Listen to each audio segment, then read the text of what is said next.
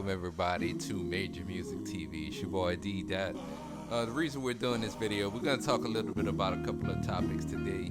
But before we do, I want you to go ahead, if this is your first time visiting my channel, hit the subscribe button. Usually like posting videos, like me making videos, just different topics that, artists and producer might talk about amongst themselves, as far as like music marketing, gear, maybe even software related. Definitely subscribe to the channel if you're interested in those things. Also, you can follow me on Instagram at d._majormusic. That's d.majormusic. Sometimes I actually drop short videos on Instagram that I don't do on YouTube.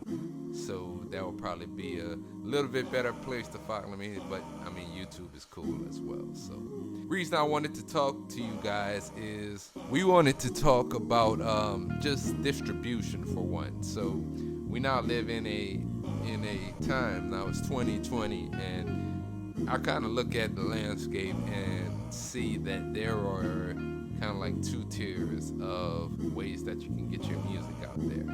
Now, the first way, which I don't do as much anymore, but when I first started, I released my first project around 2011. Before that, I was using avenues like SoundCloud, Reverb Nation, Bandcamp.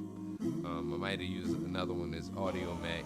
Now those are all for the most part free. Now I do know I think SoundCloud has a pro plan, and I know Reverb Nation, for example, they actually have not only can you distribute your album through, now that is a cost, but you can distribute your album through Reverb Nation, but they also have different promotional packages, you can actually purchase an ad on the front page because it gets a lot of traffic, a lot of web traffic, and they have other things like festival submissions, publishing, etc. So Reverb Nation's still pretty cool. You definitely want to have your music everywhere. That's the key thing. Now let's talk about tier 2.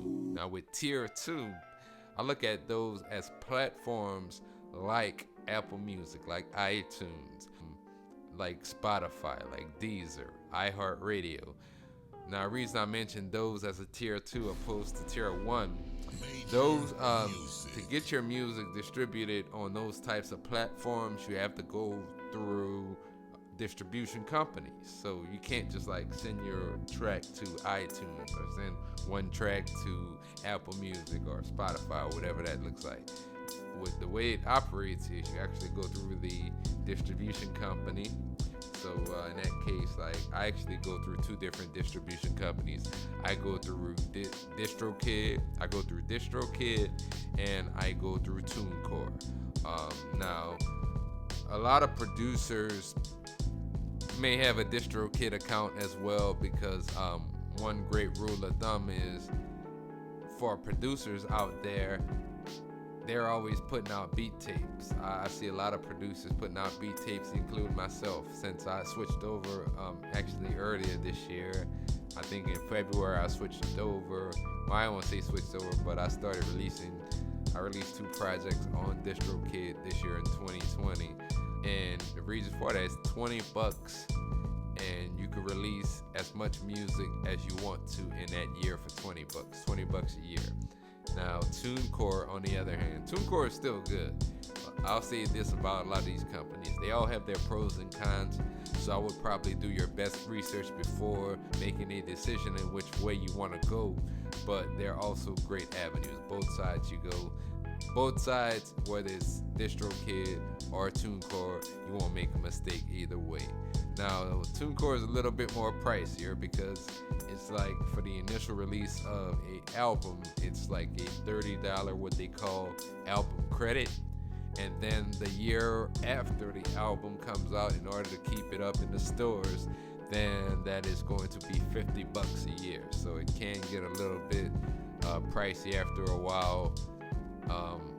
I again like Spotify simply because being an artist and a producer, in between some of the albums that I come out with, I also put out beat tapes. So, it's kind of like a little bit of filler in between my next album. And if I decide tomorrow I want to put out a beat tape, I could just go ahead and upload it to DistroKid and be done with that. So I would say, at the bare minimum, you probably want to have just the base model of DistroKid. Again, $20, and that'll get you unlimited releases for the year. Better reasons that it's good to release, one of the better reasons why it's good to release on a lot of the major platforms is because you can actually start, even though it may be a little bit in the initial start, you could start getting money for your music, as to where a lot of the other avenues like a SoundCloud, now I do know they have a pro plan. I'm not too sure how that works.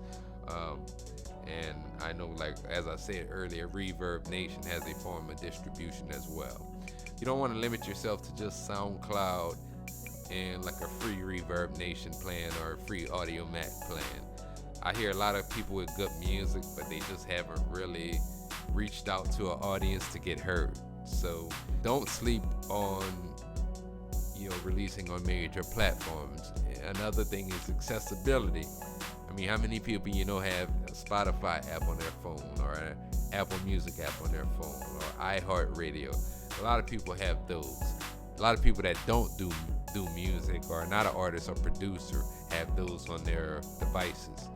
I don't know many people like that may have Reverb Nation or Audiomack, maybe even not SoundCloud. I do know some people that don't actually rap or not an artist that use SoundCloud, but I would say more often than not, you would have a better shot with releasing on larger platforms. I even kind of look at it almost like a business card, because I may just airdrop somebody my album, be right next to each other, and we start talking. They found out I have an album. I just airdrop it to them if they have an iOS device, or you can text message the link. Now, you can't do it on the other avenues too, but sometimes, maybe if somebody doesn't have that app on their phone, it'll refer to the browser, and some people may not like to use the browser. I know it's a small thing, but I'm just telling you from a aesthetics point of view.